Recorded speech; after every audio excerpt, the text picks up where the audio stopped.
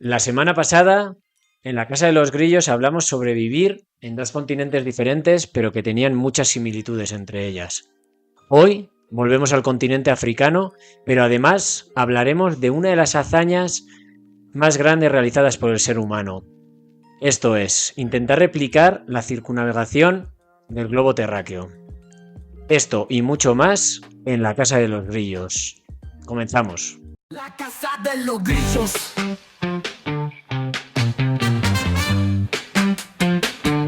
La Casa de los Grillos.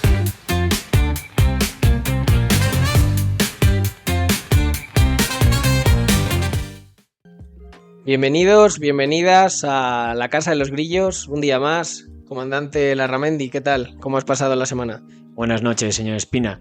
Pues nada, la verdad es que está siendo una semana bastante lluviosa. Ya hemos entrado en lo que se dice la época de lluvias aquí en Ciudad de México, pero la verdad es que está siendo un tiempo bastante virulento, vamos a decirlo. Lluviosa en cuanto a tiempo, porque si hablamos de patrocinadores, seguimos en el asombroso número 0, inventado por los árabes, ¿verdad? Sí, seguimos en contacto con una marca de aceite famoso, pero ya hemos sufrido el primer rechazo amoroso por una marca que no diremos, pero que... ¿Cómo se dice? Que... Es de, no voy a decir la marca, pero es de chocolate. Y no, ni siquiera nos han dado largas, nos han dicho que no, directamente. Pero aquí seguimos en el intento. Amigos, capítulo número 3. El anterior capítulo ha tenido más de 1 millón de visualizaciones. ¿Cómo te ha sentado eso? Bueno, creo que con el cambio de moneda, creo que se quedan en unos 200 oyentes, ¿eh? Bueno, Roma no se hizo en un día, amigos, de la Casa de los Grillos. Vamos a comenzar este programa comentando la intro que has hecho. Has hablado de... Seguimos en un continente africano, seguimos con aventuras, dar la vuelta al mundo. ¿Por qué?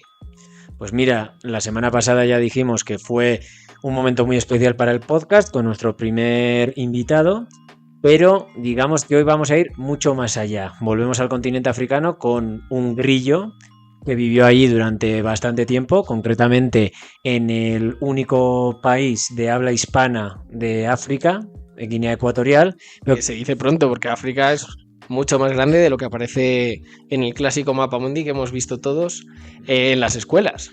Sí, siempre ha estado un poco tergiversado. Pero que luego además, y haciendo un poquito de hincapié, intentó replicar así en caliente a una de las hazañas más importantes de la humanidad, digamos que, vamos a decirlo que comparable a la llegada del hombre a la luna para la época. Pues todo esto y mucho más, como ya ha dicho aquí mi compañero, en la Casa de los Grillos de hoy, amigos.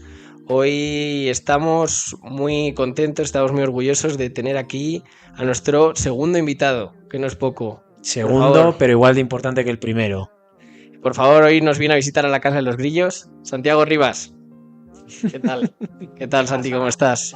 Un placer tenerte en la Casa de los Grillos. La cantidad de gente que pasa en la Casa de los Grillos. Aquí detrás de la cámara hay 15 personas haciendo cola. Esto lo hemos grabado en una tarde. Eso es. Y nada, Santi, es un placer tenerte aquí en nuestro pequeño rinconcito en Ciudad de México. Bueno, ¿qué opinas del proyecto La Casa de los Grillos? Bueno, encantado de estar aquí con vosotros y creo que es una oportunidad bonita para dejar un legado aquí de esta experiencia, ¿no? De este año. Como sabéis, a mí se me acaba en poco tiempo, me vuelvo ya a España y me parece una idea fascinante de dejar algo para el recuerdo, para el futuro, al poder volver a este capítulo y ver a mis amigos aquí es una maravilla. Ese es el principal objetivo de este programa. Entonces, pues, cuéntanos un poco, Santi, de dónde vienes, aunque eso no nos gusta, esa ciudad no nos gusta, la Casa de los Grillos, ¿no? No, vamos a darle una vuelta. Vamos al final, por favor.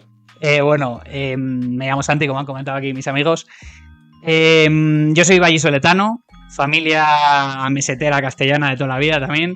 Mis abuelos de Palencia, o sea, compartimos aquí Andrés y yo, amigos, ahí estamos. Representación. Y los otros de Zamora, o sea, que pura meseta. Yo creo que soy el primero de mi familia que ha salido un poco de Castilla y León. ¿Y de dónde viene esa inquietud por viajar? Porque de tantos sitios en los que has estado y dices que tu familia, pues como que ha estado arraigada en dos comunidades diferentes, pero en España, ¿de dónde te viene esa inquietud por estas ideas aventureras? La verdad que, o sea, es algo que ya con 16, 17 años yo sabía que quería irme a Valladolid. Valladolid me encanta, que queda dicho aquí, es una ciudad fabulosa, pero bueno, yo tenía esa necesidad de salir a conocer y creo que vivimos en un momento en el que, bueno, ni nuestros padres ni nuestros abuelos han tenido la oportunidad, ¿no? Como lo que podemos hacer nosotros de viajar y... Sí, la verdad que es todo mucho más fácil ahora Sí. con las nuevas tecnologías. Bueno, el precio de los vuelos, la verdad que no. Eso nos sigue fastidiando sigue a todos. luchando. pero Ryanair nos engañó unos años a precios demasiado bajos y ya... ya, creo, bueno, ahora con las maletas y tal, creo que han vuelto al mismo refrito de que te cobran por la maleta y tal. Van a hacer ahora asientos verticales, leí yo el otro día. Que ¿En serio? Estás ¿Cómo? como medio... No te sientas del todo, estás medio de pie. Una tarifa un poquito más baja, pero... O sea, que se está Madre yendo, mía, se pues está yendo como, de madre. pues como para venir a México en una de esas posiciones. Yo creo que terminas por saltar en mitad del Atlántico. El futuro que nos espera, amigos de la Casa de los Grillos. Y si quieres lanzarle la primera pregunta. Bueno, más que nada continuar un poco con tu trayectoria, Sí. Valladolid. como- Bueno, entonces yo me fui a estudiar a Madrid navales, ingeniería naval, que todo el mundo te dice, ¿dónde? En el Pardo, ¿dónde vas a? Porque es en Madrid, ¿no? La principal escuela de navales de España. Y bueno, ahí estuve, fueron 5 años y un año lo hice de Erasmus en Noruega. Que también me fui a una ciudad que se llama Trondheim, que es una ciudad costera y a nivel marítimo pues es bastante puntera, ¿no? ¿Y dónde hace más frío? ¿En Valladolid o en Trondheim? A veces lo dudo. No, Trondheim la verdad que encima está a la mitad de Noruega, o sea, está bastante arriba, hace bastante frío. Pero bueno, Valladolid, el Pisuerga en invierno no se subestima. Lo bueno era que lograste un sitio con un poco de salida al mar, porque entre que hacer las prácticas en el Pisuerga Justo. o hacerlas en el Parque del Retiro, creo que se te quedaba corto. Sí, sí, Oh, sí. hubo una historia de un cocodrilo famoso en el Sí, Pisuerga, ¿no? sí, bueno, el Pisuerga, en la playa del Pisuerga. Está muy denostado y la gente no, pero Valladolid de verdad que tiene su encanto. Pero ¿fue real lo del cocodrilo al final? No se encontró, pero sí hubo fotos, hubo Era muy historias. listo sí, ese sí. cocodrilo. Pues bueno, continúa, por favor. Noruega, ¿cómo es llegar a Noruega? Sí. ¿Cómo es llegar a ese frío? Entiendo que sea frío. ¿Cómo es Justo. llegar a esa otra cultura? Fue mi primera experiencia fuera de casa, ¿no? Y, o sea, bueno, fuera de Madrid, de España, digamos. Y, bueno, es un país muy especial. O sea, yo soy más tropical, soy más caribeño, a mí me gusta más el calorcito y ahí me di cuenta, ¿no? O sea, el tema de tener que ir con la rueda de la bici con pinchos por el hielo. O sea, había cosas que a mí ya me desencajaban, ¿no? Capas como una cebolla, hacía un frío del copón. Pero también, pues oye, para lo que estudiaba yo, una ciudad costera en puros fiordos de Noruega, o sea, era un sitio muy bueno para estudiar. ¿Cuánto tiempo fue en Noruega? Estuve un año allí. Un año. Sí. ¿Y cómo es un año allí? ¿Te acabas adaptando? ¿Qué diferencias hay de donde venías, de España? Sí, o sea, Noruega y en concreto Trondheim, donde vivía yo, es una ciudad universitaria. Yo diría que es la más importante de los países escandinavos. O sea, tiene mogollón de vida universitaria. Nosotros vivíamos en una residencia, imagínate, yo ¿qué tendría en aquella? Tendría como 20 años igual. Y vivíamos en un barrio que era todo edificios altos llenos de estudiantes, ¿no? Entonces, muy divertido, estudiar tampoco tanto, la verdad, pero bueno, salimos bien de aquello. ¿Y qué tal? ¿Qué fue lo más duro? ¿Socializar con noruegos o probar su gastronomía rica en arenque y poquito más? La verdad que lo de los noruegos lo intenté y sí que es verdad que al final, no sé si es una maldición, pero los españoles allá donde vamos nos juntamos. Es una maldición que acabamos haciendo piña entre nosotros. Y acabas haciendo un podcast. Sí, aquí estamos. ¿Y qué tal el tema gastronómico? Porque me suena, ¿no? El típico plato noruego, ¿no? Sí, que apesta. ¿Lo ahí. ves? Sí. Sí. ¿Cómo es la gastronomía noruega? Creo que no resalta demasiado, o sea, no es una gastronomía que esté en ningún podio. Pero bueno, si es verdad, pues temas de salmón o algún producto del mar, de bacalao, pues delicia. Ahora, la economía se resiente mucho. Y la economía de un chaval de 20 años, pues más, ¿no? Porque tenía a mis padres ahí detrás. Y no... la carestía se trasladaba a todos los ámbitos, en plan social, luego el alquiler. Sí. y afectaba todo. Yo tengo un recuerdo de las turbolatas, de las cervezas ahí, que era lo que optábamos, ¿no? Estudiantes de 20 años, o sea, no optabas a nada más caro que una pura cerveza. y costaba el paquete de 6, costaba como 20 euros. O sea, era una auténtica salvajada. 20 euros 6 cervezas, sí. Cualquiera se pone a destilar o a fabricar su propia Claro. bebida en casa. Justo de eso tenemos una anécdota muy buena porque, claro, primer mes todos los españoles, ahí había de todo, ¿no? Extremeños, andaluces. Claro, y encima en un ambiente Erasmus. Sí. Se gastaba dinero, ¿no? Entonces, primer mes, pues todos a todo trapo. Y cuando termina el primer mes hubo como un comité de sabios decir, chavales, esto es insostenible, o sea, no podemos, todos estamos ahogados, ¿no? Y entonces yo tenía un amigo sevillano, bueno, le tengo, Alberto, que él es químico, ¿no? Y entonces, llegado a este momento de urgencia, pues propuso una idea fabulosa, ¿no? Que es que dijo, yo, chavales, sé hacer vino. O sea, yo necesito una palangana, necesito ciertos instrumentos y yo sé hacer sé hacer un destilado, ¿no?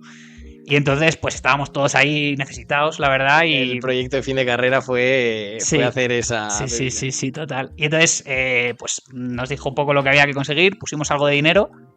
Y entonces el tío compró todo lo que necesitaba para hacer ese destilado y lo hizo, ¿no? En su casa. La bañera. No, era como una especie de garrafón grande que había que dejar 7 días madurando, macerando, no sé qué pasaba ahí, qué tipo de reacción química se producía. ¿Se pueden decir algunos de los ingredientes en directo o no? Era puro, es que era muy simple, era azúcar, agua, o sea, era una cosa súper sencillita, pero que con la reacción química se convertía en alcohol y aquello era... A mí lo que me tranquiliza es que te veo bastante bien de la vista. Sí, salí Quiero bien. decir, o sea, no te veo ciego, pero...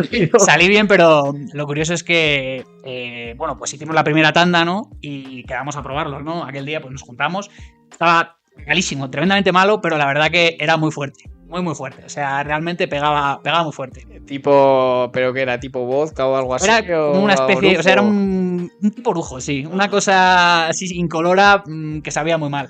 Y pegaba muy fuerte. ¿Y cómo se llamaba esa criatura? Claro, entonces lo probamos esa primera vez, no tenía un nombre oficial, pero esa noche fue criminal, ¿no? Y al día siguiente todos estábamos fatal. Y entonces a alguien, no me acuerdo quién fue, se le ocurrió bautizarlo como el Kilju de te mata, ¿no?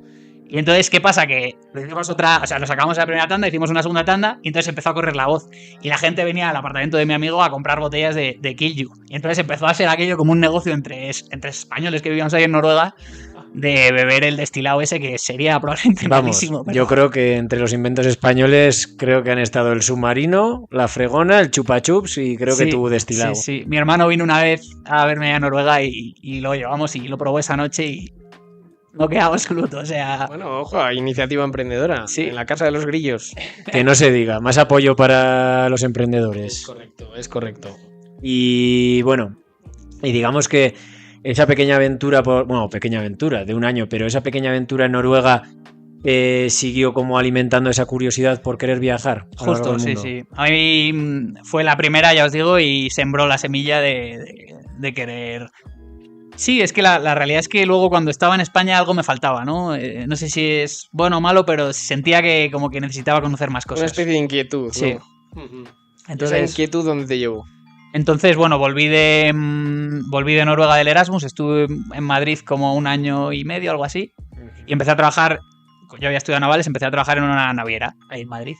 Y estuve como 10 meses trabajando en la naviera y de la nada, pues esta naviera es una naviera, bueno, sabéis que España con Guinea Ecuatorial tuvo una historia, ¿no? En tiempos de colonia, ¿no? Guinea Ecuatorial era un territorio español también. Es más, fue de hecho una provincia española. Exactamente. Entonces, de aquella, el fundador de esta naviera, pues había tenido los contactos y había estado en el momento adecuado y se había metido en Guinea Ecuatorial, ¿no? Entonces, a mí me ofrecieron a los 10 meses la oportunidad de irme despatriado a Guinea Ecuatorial y dejé la naviera y me fui a la agencia marítima. La agencia marítima es como, digamos que son como los representantes de las navieras en los diferentes puertos del mundo, ¿no? La gente de confianza de las navieras en los diferentes puertos. O sea, es un órgano estatal. Ajá. No, empresa privada, pero digamos que cada naviera tiene en los diferentes puertos en los que quiere llevar un barco, pues encuentra un socio y entonces, aunque era una naviera, o sea, era una agencia marítima in-house de un mismo grupo marítimo, pero eso pues son empresas diferentes. Entonces me fui ahí a Guinea a esta agencia marítima. ¿Y qué piensa el Santi de 21, 22 años el hecho de irse a un país tan pequeñito de África? Sí, Primero, el tener que saltar de continente. ¿Qué es lo primero que se te pasa por la cabeza? O sea, yo, si os soy sincero, de aquella prácticamente Guinea Ecuatorial, ¿no? Creo que ni lo ubicaba, ¿no? Es un país, tiene 1,5 millones de habitantes, es ínfimo, está ahí en el Golfo de Guinea que llaman, pero es un país enano, ¿no? Muy, muy pequeñito, entre Camerún y Gabón. Camerún y Gabón. Y pues la verdad que me apetecía, tenía esa semillita desde Noruega y me apetecía lanzarme y para allí fui. ¿Y cómo es? Pues claro, pasas de Noruega a España, que es conocido, pero luego toca Guinea Ecuatorial, que no Sí. es cualquier cosa, es otro país. Imagino que, bueno, no sé si suena feo, pero vacunas, entiendo que Sí. también, claro. Sí, sí. ¿Cómo es ese aterrizaje? ¿Cómo es llegar allí? Cambiar de totalmente de ambiente. ¿Cómo es eso? Es que es más, porque es que hasta la capital Malabo está en una isla. Está en una isla, O sea, en Bioko, sí. Como Antigua dice Fernando Andrés, Po. ¿cómo es aterrizar en ese país? Yo llegué a Guinea con 23 años. Y bueno, sabéis que yo justo en ese momento pues estaba despatriado, entonces pues, era jovencito y tenía un buen trabajo y estaba con esa ilusión de trabajar y en Guinea además pues se trabaja las jornadas laborales de lunes a sábado, o sea, los sábados se trabaja también. Entonces trabajé mucho, o sea, me harté a trabajar, sí, sí. Y bueno, es un choque cultural obviamente en el medio de África que estés en un país en el que la gente habla castellano, ¿no? ¿Es castellano o tendrá sus matices, ¿no? Tienen su acentillo, ¿no? Pero, o sea, el idioma oficial es el castellano, todo el mundo habla castellano, y luego hay la etnia mayoritaria, que son los Fang, que es, por ejemplo, el presidente de Guinea Ecuatorial, son el 85% es Fang, que es una etnia que hay también en Camerún, en Gabón, en Nigeria, creo, o sea, están por ahí. Y luego los de la isla de Fernando Po o Bioko, que es como se llama ahora, pues son los Bubis y son como el 15%. Bueno, el 10%. Y luego hay otras etnias, los Combes, hay unas etnias más pequeñitas. ¿La gente de Malabo es de la etnia principal? No, normal. Bueno, lo que pasa es que como se convirtió en la capital, pues mucha gente del continente saltó a la isla. Pero originariamente la etnia Bubi es la que estaba en esa isla, que son minoritarios. Fíjense, amigos de la Casa de los Grillos, la calidad de los entrevistados. O sea, ¿quién ha vivido en un país que se habla castellano en África? Y antes de empezar igual en la vida cotidiana, ¿cómo es ese aterrizaje, el buscar vivienda? Luego también conocías un poco el contexto de Guinea Ecuatorial, porque tenemos que decirle a nuestros oyentes y a nuestros videntes que Guinea Ecuatorial, desde su independencia, creo que salvo un periodo corto de democrático, y creo que me estoy equivocando, siempre ha estado bajo un régimen dictatorial.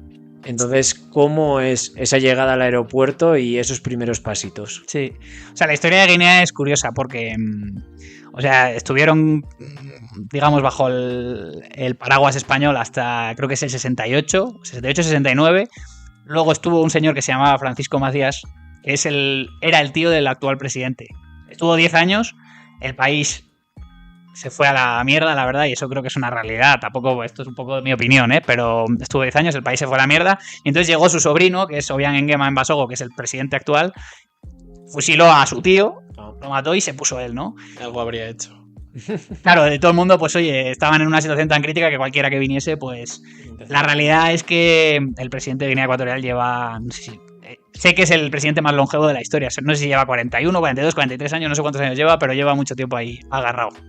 ¿Y cómo es el llegar tus primeros días en el trabajo? Porque tú, ¿qué hacías allí en Guinea Ecuatorial? Vale, yo estuve en la agencia marítima como yo estudié ingeniería naval, pues estaba en el mundo de los contenedores marítimos, ¿no? Sobre todo buques portacontenedores, también hacíamos pues algo de carga general, algún rorro de coches, alguna historia de esas, pero sobre todo contenedores. Y el contenedor pues es una mercancía complicada porque vienen muchos, no da tanto dinero por unidad, ¿no? Entonces era un trabajo bastante estresante, ¿no?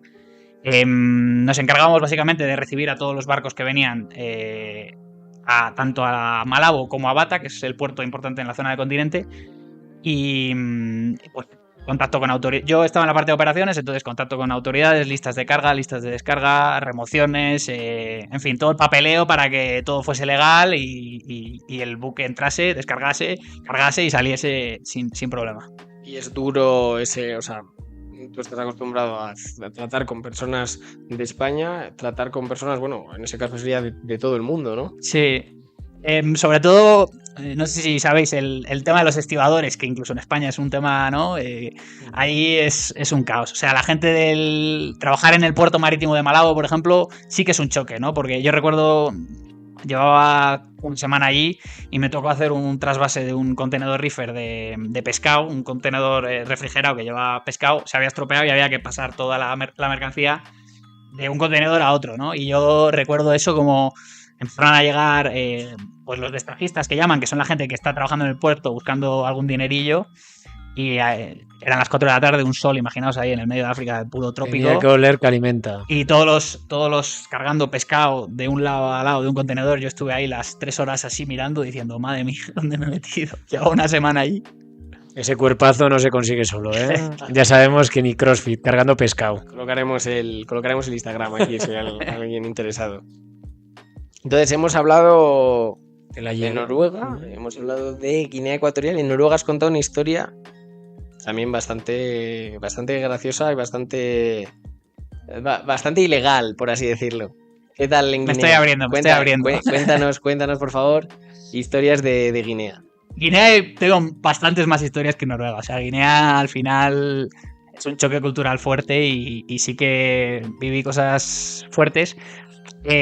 Muchas relacionadas con la policía, los militares. Ya sabéis que al final, pues allí, como decían, allí se decía que estaban en ensayo democrático. O sea, que estaban un poco ensayando la democracia. O sea, no era una democracia, estaban ensayando la democracia. Entonces, claro, un estado dictatorial. Sí, ¿no? Allí no se decía dictatorial por lo que fuese, pero sí. Y entonces era complicado que en Guinea prácticamente todos los días, 1 o 2 veces, te tenías que parar en algún control militar, policial, de tráfico.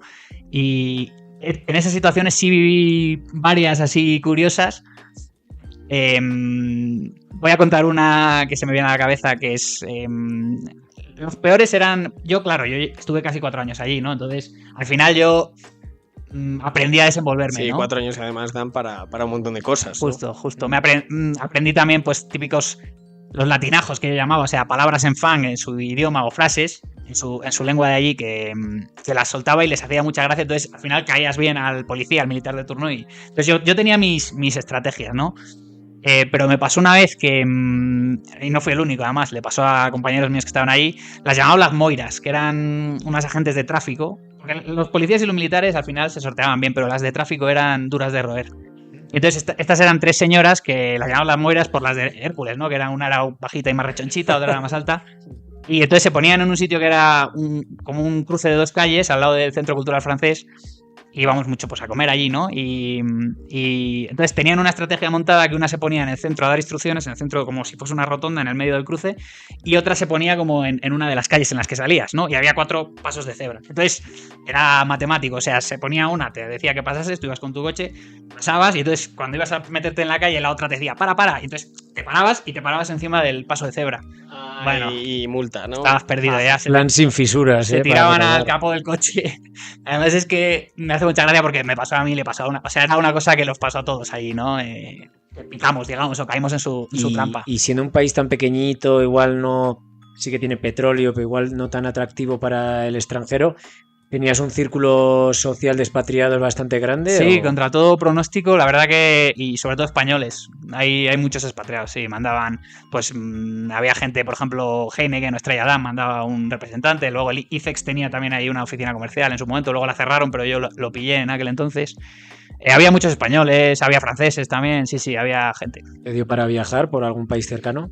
No viajé por África, pero sí puedo decir que Guinea Ecuatorial, que cuenta con una parte en continente y luego cuenta con varias islas, sí que las conocí todas y sí pude viajar bastante por dentro del país, pero por fuera los vuelos regionales en África son caros, no están bien conectados, o sea, no. Entonces, ¿y cómo es el tema? Antes hemos hablado basada en el pescado de Noruega, la gastronomía. ¿Cómo es en Guinea Ecuatorial? ¿Qué se come allí?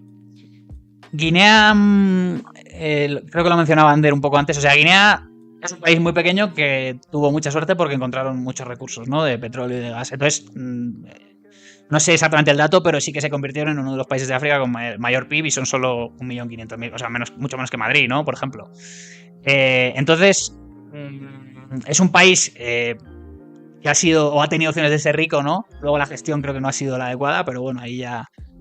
Y a nivel de gastronomía, pues... puro tropical, ¿no? Mucha fruta, mucho pescado también, pero no diría que es una gastronomía especialmente buena. ¿Tiene influencia española en algún plato? Que yo haya visto, o sea, no, pero hay varios restaurantes españoles allí. Había un gallego que montó uno, o sea, sí que había opciones de comer comida rica española. Sí, hay muchos gallegos que hacen cosas. Sí, yo tengo un amigo gallego que abrió abrió un restaurante no en Guinea Ecuatorial, pero sí en otro país africano. Los gallegos se mueven mucho, sí, ¿Y sí. qué tal le fue? Pues no sé, ahora está en México, así que creo que no muy bien. De acuerdo, entonces, Guinea, 4 años. ¿Cómo continúa la historia de Santi Rivas? Bueno, estuve en la agencia marítima, por seguir un poco con el hilo de los trabajos, ¿eh? Estuve en la agencia marítima 2 años y medio. Y luego pasé a la estibadora, ¿no? El lado de la estibadora que es más complejo, diría yo aún, ¿no? Porque ahí sí que tienes que bajar mucho al barro, a luchar ahí a la campa, al muelle, con todos los detajistas, los estibadores, pues es complicado. Todas las operativas de los barcos. Pero bueno, aprendí mucho, trabajé mucho, aprendí mucho, fue una etapa muy buena y también me eché una novia francesa de aquella y fue, oye, pues mi primera novia, fue interesante vivir, experimentar aquello, ¿no? Aprendí mucho con ella y nada, pues... ¿Cuándo termina esta aventura? ¿Cuándo decides el punto y final? Se me hizo un poco bola el último año, porque trabajaba, ya os digo, o sea, era prácticamente los 7 días de la semana, porque de lunes a sábado sí, y el barco te puede llegar el sábado por la tarde, el domingo por la mañana, entonces tenía que trabajar bastante. Y llegó un momento que me empecé a plantear... Esto, por ponerlo en contexto, estamos hablando de tú con 27. 26 26 años. Sí. Porque ahora, después de esta aventura, ya cuando decides ponerle punto y final a la aventura africana, te llega ya el siguiente gran reto, el que hemos comentado al principio. Ya solo falta que te hubiese llegado el mensaje en una botella de cristal, pero háblanos, ¿qué es el siguiente punto que vamos a comentar una vez vuelto a España? Pues yo me volví a España y me quise tomar un tiempo sabático o de reflexión, yo diría, de ver qué quería hacer con mi vida, ¿no? Porque, bueno, pues todo aquel mundo marítimo logístico me cansó un poco y quería ver si tomaba otros derroteros o a ver qué hacía con mi vida. Entonces surgió una oportunidad muy chula que es un proyecto de... yo ya la conocía antes de irme a Guinea, lo que pasa es que no me pude apuntar, pero una asociación que se llama Amigos de los Grandes Navegantes y Exploradores Españoles, siglas AGNIE.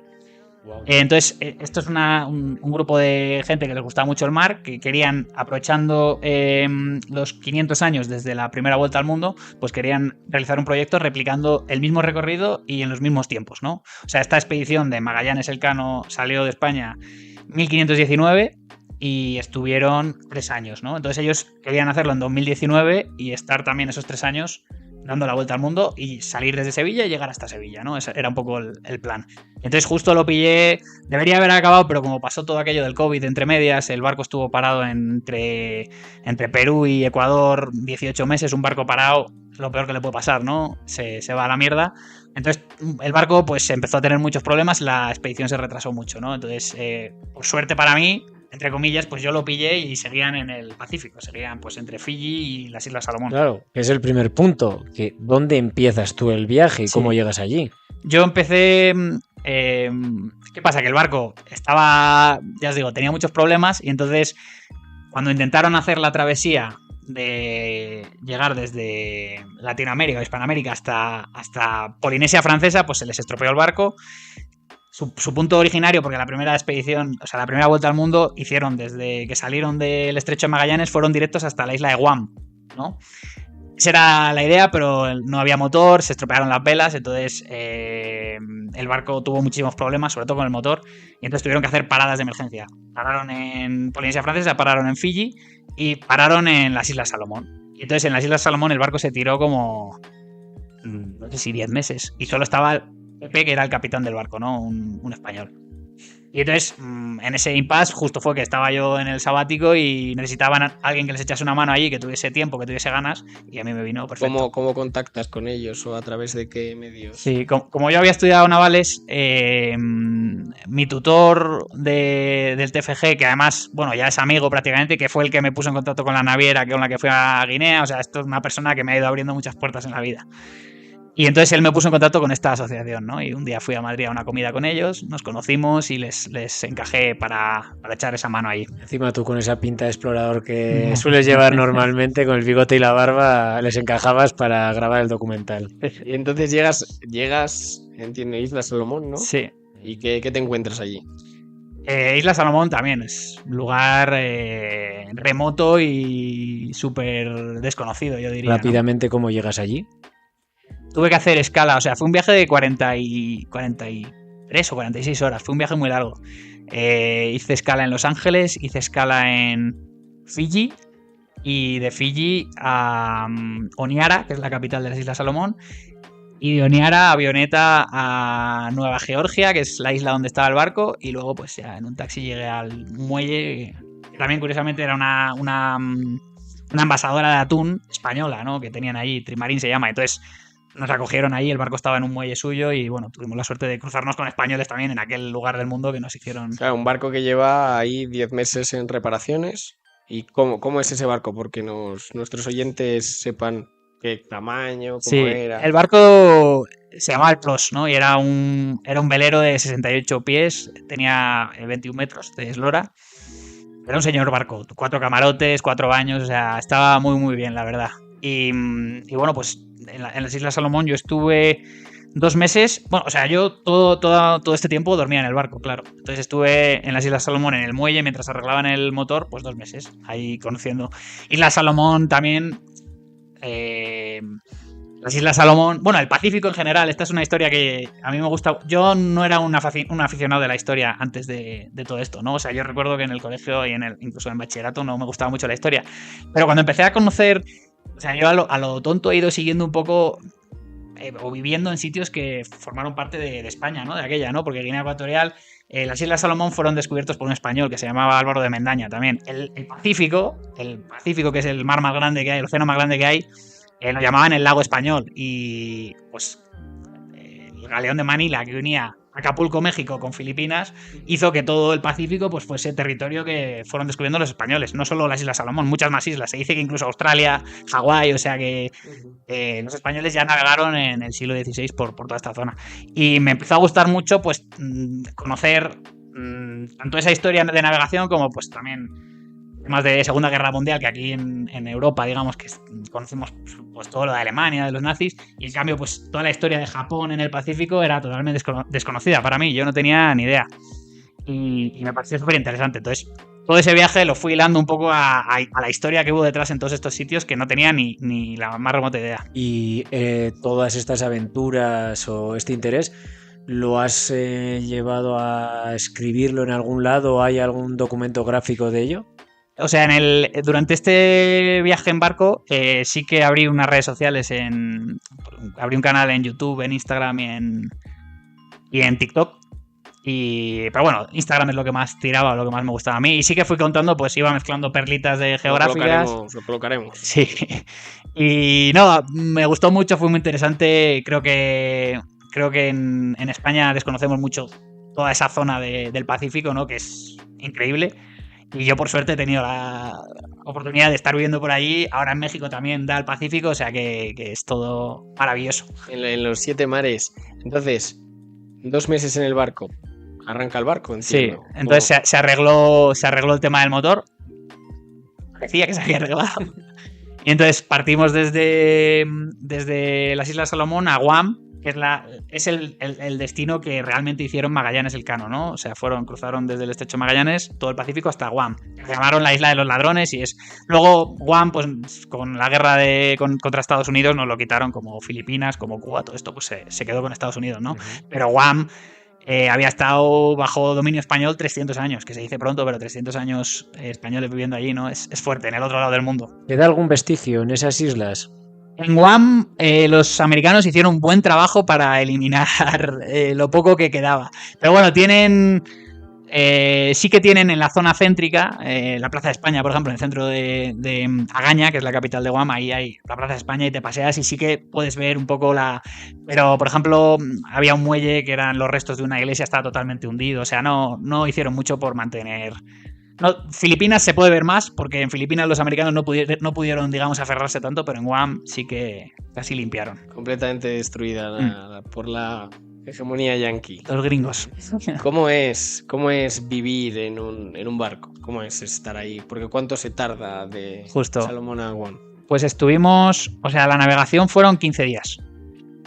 15 días que cruzas de Pacífico Sur, cruzas el Ecuador y llegas a Guam, que está, para los que no lo sepáis, está como por debajo de Japón, en las Islas Marianas, por debajo de Japón. Y yo nunca había navegado así, o sea, yo a pesar de que estudié navales, pues lo de siempre, ¿no? Valladolid, meseta castellana, el mar yo no lo había vivido tanto, ¿no? Como me hubiese gustado. Y fueron 15 días, ¿no? Y pintaba muy bien, éramos cuatro tripulantes, estaba siendo un poco exigente porque era un barco grande para 4 personas, pero todo ya estaba yendo bien. A mitad de recorrido se estropea el motor. Llevamos 7 días navegando. Y estás en mitad del mar del Pacífico, 7 días a la redonda sin ningún tipo de tierra firme y se estropeó el motor. ¿Y pasaste algo de miedo? ¿O? No hubo miedo porque realmente el mar sí que fue pacífico, o sea, no hubo ningún problema de temporales, a pesar de que el Pacífico es famoso porque es todo lo contrario, ¿no? Que no es pacífico, pero sí que nos respetó bastante Entonces, ¿qué pasa? Que ya dependías del viento, ¿no? Cuando se te estropea el motor, pues ya es puro viento. Tuvimos suerte porque hubo viento suficiente como para que tardásemos, pues eso, otros 8 días en llegar a Guam, pero llegamos sin motor, entonces pues la entrada en Guam ya tuvieron que salir los guardacostas americanos a medio escoltarnos, no pudieron meternos en un pantalán, nos tuvimos que quedar fondeados en una bahía, porque como no tienes gobierno, no puedes maniobrar, digamos, para atracar bien, y estuvimos pues ahí fondeados en una bahía, otra vez empezar a buscar pues gente que nos ayudase a arreglar el barco. Pero, por ejemplo, ¿cómo es un día allí en alta mar con el motor bien? No vamos a poner más dificultades que las que ya has tenido. ¿Cómo es? ¿Cuál era tu responsabilidad? ¿Qué era lo que hacías en tu día a día? ¿Qué desayunabais? ¿Cómo es? A mí, o sea, lo primero me encantó que no hubiese cobertura, ¿no? Es algo que en el día de hoy casi es imposible que ocurra, ¿no? Pero allí no teníamos cobertura y no tener el móvil, no tener como esos estímulos externos, a mí me vino de perlas. Bueno, igualmente en un barco, realmente aún teniendo internet, tiene que ser bastante laborioso, o sea, tiene que haber desde cocinar hasta, ¿cómo se dice? Hasta tener el barco en óptimas condiciones, tiene que tener su aquel, Sí, ¿no? Como dice Andrés, ¿cómo es un día dentro del barco? ¿Tener que ir revisando diferentes piezas o...? O sea, normalmente cuando sales todo se supone que va a funcionar, ¿no? Entonces al final es simplemente pues distribuirte las guardias, ¿no? Y entonces hacíamos cada 4 horas, éramos 4, entonces cada 4 horas nos poníamos 6 horas de guardia. Y ya os digo que fue exigente porque, por ejemplo, a mí me tocaba, hacía guardia hasta las 2 de la mañana, me iba a dormir y a las 6 de la mañana me levantaba para volverme a poner a la guardia. ¿Qué ocurre? Que el barco, normalmente estos veleros pues tienen el autopiloto, que es una cosa que tú fijas el rumbo y la rueda del timón se mantiene estable, ¿no? Aunque las corrientes o el viento tal, pues se mantiene estable. A nosotros no nos funcionaba el autopiloto. Entonces tenías que estar las horas de guardia, 6 horas, agarraba la rueda, ¿no? Y realmente mirando, pues, el plotter, los barcos, si venía algún barco, que rara vez nos encontramos con 3 barcos en todos los días de navegación, porque en el medio del Pacífico, pues es raro encontrarte con un barco, pero tienes que estar pendiente porque por la noche, si viene un portacontenedores, pues tienes que estar pendiente, ¿no? Entonces fue exigente, pero a la vez una experiencia chula. Teníamos una cocinita muy buena. Sí es verdad que con la escora, el movimiento del barco, pues a veces había drama. Una noche me acuerdo que me levanté puro susto por la noche y oí como que se caían cosas tal y me asomé. Claro, el barco estaba con toda la escora, todas las tazas, todos los platos, todos los vasos, o sea, aquello se montó una en la cocina increíble. Y al día siguiente ya con la calma pues a recoger los restos de todo lo que había. ¿Y dónde llega el plot twist de toda esta historia? El plot twist llega cuando estamos ya en Guam fondeados, ¿no? Como lo habíamos dejado antes. Y entonces se empieza a formar un supertifón en el Pacífico, ¿no? Que es típico, habitual, pero bueno, pues hay por ahí, no te piensas que va a venir hacia ti, ¿no? Pero empezó a formarse, pasaban los días, empezaba a coger fuerza y empezaba a acercarse, ¿no? Y entonces, bueno, pues ya nosotros estamos fondeados en medio de una bahía, que es que echas el ancla y estás en el medio, no estás en la costa, digamos, pegado a la orilla, sino que estás en el medio. Y entonces llegó un momento que ya nos avisaron, esto va fuerte y no os podéis quedar en el barco porque si os quedáis, a saber qué ocurre, ¿no? Entonces, yo me cogí mi mochilita con mi ordenador, que hacía los vídeos, tal, me puse las Crocs, un pantalón corto, 2 camisetas y me bajé. Y dije, vamos, mañana volvemos, ¿no? Y entonces nos fuimos a casa de otros españoles que vivían allí en la isla de Guam, que era una familia súper maja, y nos quedamos en su casa, ¿no? Entonces nos quedamos a dormir en su casa, el barco lo dejamos amarrado como mejor supimos, había una boya de estas portuarias, llevamos unos cabos, 150 metros de cadena, o sea, todo bien estibado El para kit que no... completo. Sí, o sea, dentro de las posibilidades que teníamos lo hicimos todo. Madre mía. Lo hicimos todo. Pero, bueno, pues pasamos la noche ahí. El barco tenía el Garmin, un GPS, para ver la posición mientras estábamos en la casa, ¿no? Y fue curioso porque llegamos a, no sé qué serían, como las 6 de la tarde y teníamos y eso sí que se podía ver la posición, ¿no? Del barco, que estaba quieto, ¿no? Porque estaba con los anclas y estaba... Y de repente a eso como de las 10 de la noche ya el supertifón ya estaba pegando fuerte, estábamos metidos dentro de casa y empezamos a ver que se empieza a mover el GPS. No había nadie en el barco, claro, se empieza a mover y de repente se pierde la señal. Pero ya se había movido, o sea, ya no estaba donde... Y se marchó. Y se marchó. Nunca mejor dicho. Sí. Yo era un mandado en realidad, o sea, todos eran capitanes de yate, gente muy experimentada, yo simplemente pues era el currito que ahí pues ayudaba en lo que podía, ¿no? Pero la realidad es que al día siguiente íbamos todos un poco diciendo, ¿y si no está el barco qué? Yo me había bajado, ya os digo, con las Crocs, un pantalón, o sea, no tenía nada. Todos pensábamos que iba a ser una... Y al día siguiente fuimos al sitio donde nos habíamos bajado, habíamos desembarcado y el barco no estaba ya. ¿Y dónde leches Yo estaba? no sé ni qué preguntar ya, porque la siguiente historia va a ser con más mala suerte todavía. Sí, y entonces, claro, pues empezaron unos días de... Bueno, primero, claro, imaginaos, un super tifón, pues no hay cobertura, no hay agua, no hay luz, o sea, la ciudad está totalmente destrozada. Fue el tifón más fuerte que había golpeado Guam en 40 años, o sea, fue una auténtica locura.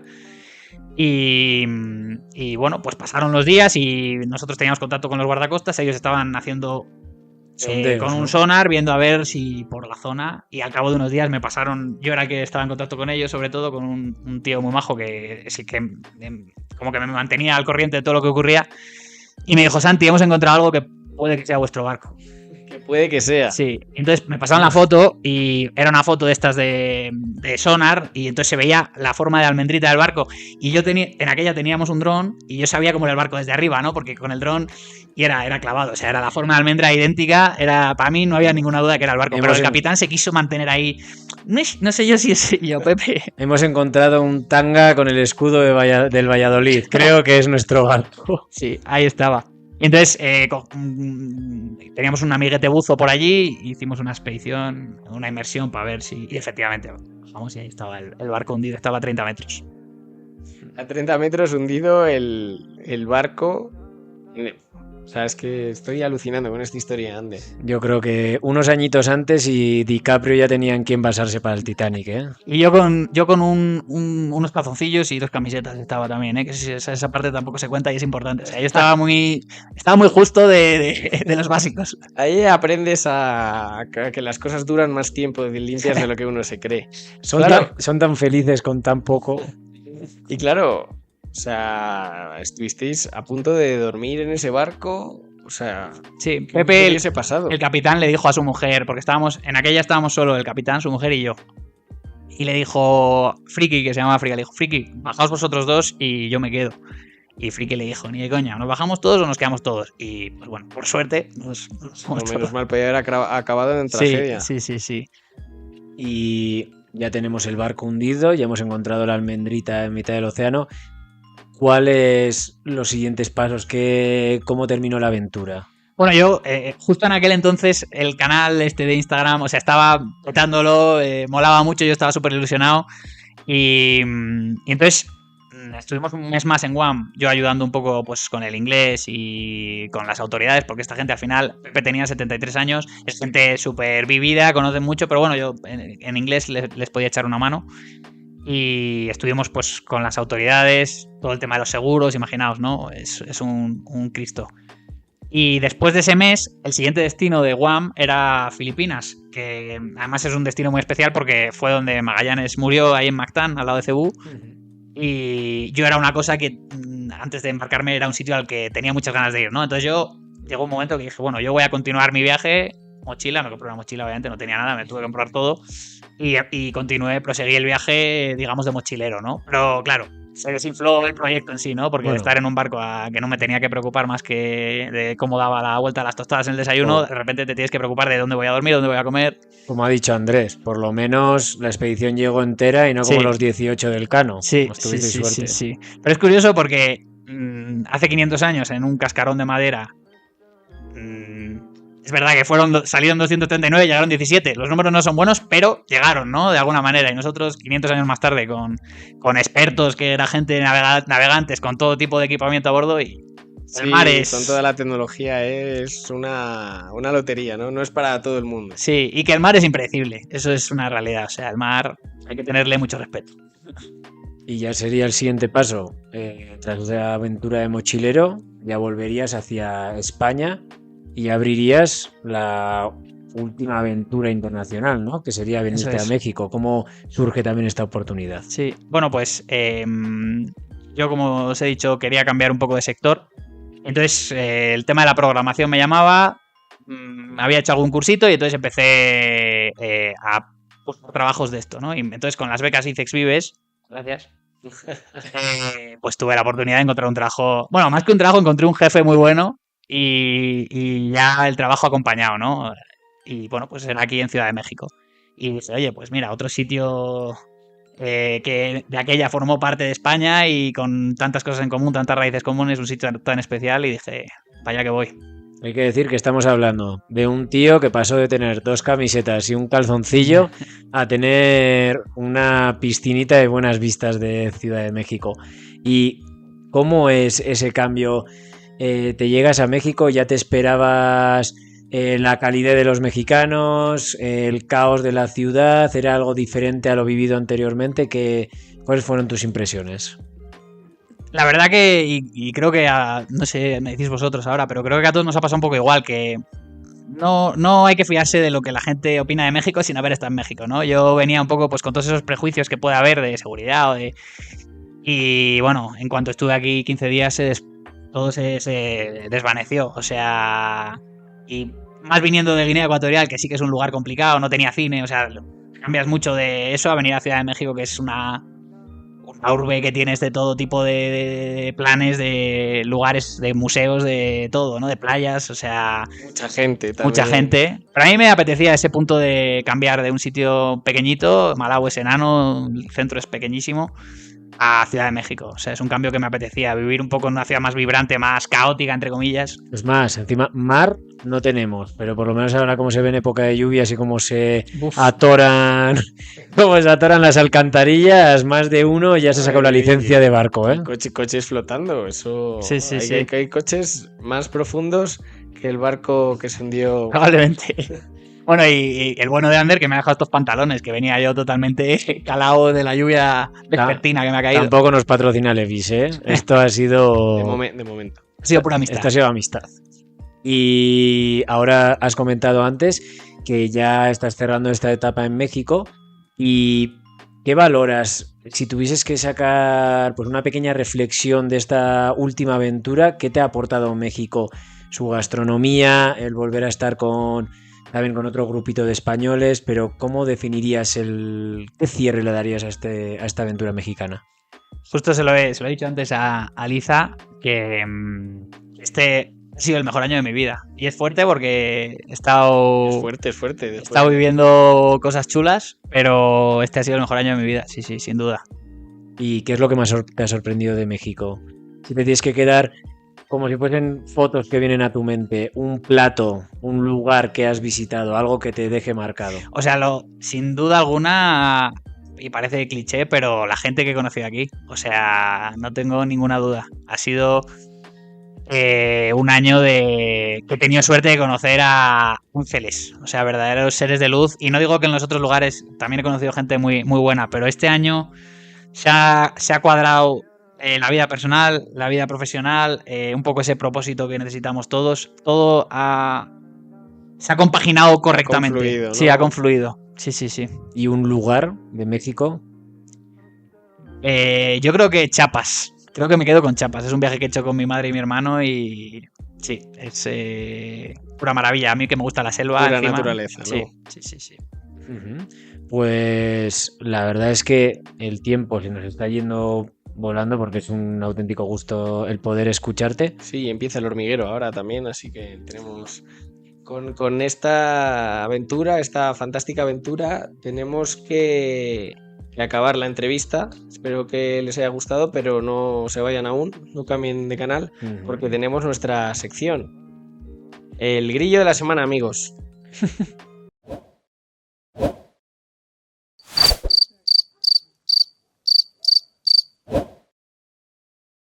Y nada, amigos, comenzamos la segunda vez que hacemos esta sección, el grillo de la semana. Ya sabéis, hacemos preguntas por Instagram.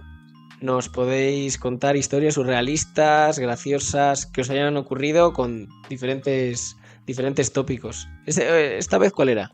Esta vez, pues, queriendo hacer un poco ahí de símil o juntar un poquito con la historia de nuestro invitado, el tema principal ha sido el mar. Y otra vez, con el poco tiempo que hemos tenido, nos han respondido bastante. ¿Qué audio has elegido? Pues bueno, lo hemos hecho sorteo. Hemos hecho sorteo ante notario y nuestra amiga Malena nos ha mandado un audio con una historia bastante surrealista. Malena, ¿desde dónde? ¿Desde Guinea Ecuatorial o...? Desde las Islas Filipinas. Lo ponemos. Hola, para el grillo de la semana, esta vez había que comentar una anécdota con el mar. Bueno, pues yo andaba de viaje por Almería, en la zona de Cabo de Gata, y un más de esa zona es Cala San Pedro. Me aventé 2 horas caminando, un sendero entre montañas, agosto, sol andaluz, 1 de la tarde, en fin. Llego allí, que para quien no lo conozca, aquello es una comuna hippie, literalmente viven de manera autosuficiente, agua potable de manantial, letrinas, en fin. Llego allí muerta de calor, me tiro al mar deseando de refrescarme en ese agua transparente, paradisíaca, perfecta, y de repente empiezo a notar pues un picotazo, de repente un calambre en la corva horrible. Me da por salir del mar y veo que estoy rodeada de medusas, o sea, todo infectado de medusas, horrible. Salgo corriendo del mar, yo gritando, ya estaba llorando de dolor, del ardor que tenía, y me viene un güey de repente, ojos delineados de negro, sombrero de Jack Sparrow, a los hippies, yo alucinando, y me dice, vente conmigo, y me lleva a una cabaña, me saca una botella con un líquido de dudosa procedencia, y me dice que con eso se me quita todo. Mira, yo estaba desesperada y dije, me da igual, que sea lo que Dios quiera. Y nada, mano de santo, fue echarme el ungüento ese que no quiero saber qué era, pero bendito el pirata de Cala San Pedro que me quitó absolutamente todo. El pirata de Cala San Pedro, ¿eh? ¿Qué creéis que podría ser ese líquido? Uf. Me viene orina, la verdad. O sea, lo siento, no sé si es lo que estáis pensando, pero... Yo creo que, pero he escuchado como... Creo que la orina no tiene un efecto tan placebo, o sea, un efecto tan directo. Yo creo que es más placebo. Yo creo que eso se lo inventó uno y todavía se sigue riendo. Madre mía. ¿Os ha picado alguna vez una medusa? Yo no he tenido el placer. No. No, yo una medusa tampoco, he tenido suerte. Lo que sí he tenido con algún erizo de mar que me ha dejado su huella ahí en mi pie y tal. Pero no, las medusas, la verdad es que bastante suerte. Erizos de mar de Elorrio. Sí, del supermercado. De la pescadería. Pero Me ha hecho gracia lo de la corva, ¿eh? ¿Qué lugar más, no? La corva. Podría haber dicho otro. Muy particular. Me ha gustado, sí, la especificidad. Anatomía en la casa de los grillos. Para lo que estaba sufriendo, vamos, ha atinado más que un médico. Pues nada, amigos, con esta historia nos tenemos que despedir. Pero no sin antes, creo que se nos pasó, pero creo que nuestro invitado tiene una pequeña sorpresa. Es verdad. Bueno, tenemos a un colaborador que antes han dicho de realización. El nombre de John. Tenemos aquí a la primera azafato del programa. Un regalo, sí, bueno, es cierto. Está la presión un poco de... Pero bueno, yo creo que os va a encajar. Es un regalo con sello mexicano. Y creo que también encaja un poco con la casa de los grillos. Veremos. No sé si conocéis este tipo de calcetines. Calcetines. Es el Dr. Simi. El Dr. Simi. El Dr. Simi, para quien no lo conozca, pues es una eminencia de México. Fundó unas farmacias similares Y bueno, son el Dr. Simi Chapulín Colorado. O sea, es un poco con la Casa de los Grillos, los chapulines, ¿no? Quería traer un poco Es México puro. esa vibe. Así que bueno, Esto ya es los podéis juntar poner cuando como- queráis. Madre mía, un saludo a nuestro amigo Álvaro, que está ahora mismo también en Filipinas, en Bangkok, y es un auténtico friki de esto. El Dr. Simi es lo mejor que hay, sí. Pues Pues muchas gracias, Santi. Esperemos que los próximos colaboradores también nos traigan regalos. el listón está muy alto, ¿eh? Sí, también nos gustaría agradecer a nuestro amigo Javier de Palencia, que nos está ayudando con toda la producción, vídeos y realización. Pronto tendremos camisetas para un evento muy especial. No hagas spoiler. Bueno, pero aunque sea para... No he dicho de qué tipo van a ser, he dicho que unas camisetas. Un crop top. Un crop top. Y entonces, para decírselo aquí en directo, que le vamos a mandar un regalo. Es correcto. Y nada, amigos, esto ha sido el capítulo 3 de La Casa de los Grillos. Espero que os haya gustado, que hayáis disfrutado, que hayáis aprendido también. Y recordad, amigos, que esto es como todo. Lo que te quieran contar, como todos los días. Un saludo, gracias. Un saludo, gracias. La casa de los grillos.